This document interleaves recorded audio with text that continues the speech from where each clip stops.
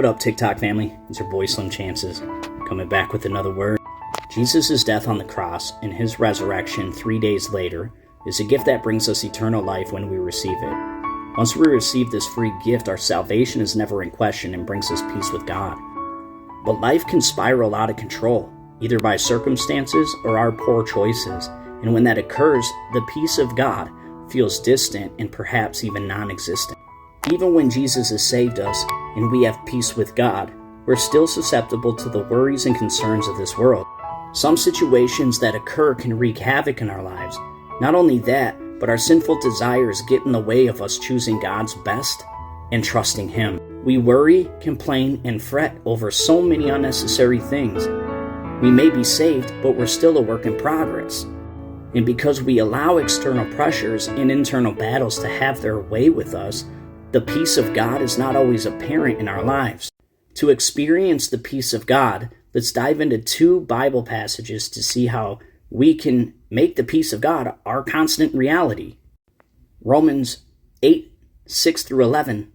A spirit-controlled mind leads to life and peace, and letting our sinful nature reign brings death. Think about it. When we cave and entertain sinful thoughts that are far from God's best, our minds don't have the peace of God. Not because God isn't near, but because our sin has put a barrier between us and God. The peace of God and our sinful nature are at war. They cannot coexist.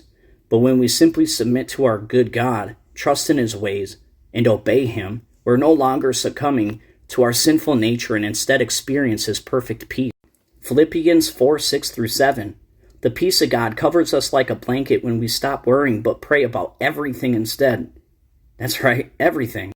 We turn every burden or hardship that we're carrying over to God, and when we do, His peace that passes understanding floods our hearts and minds.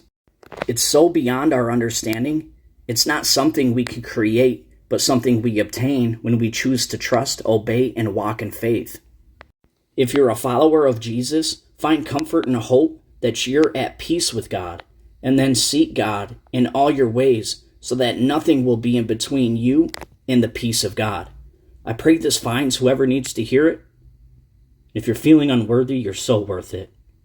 Have a blessed day.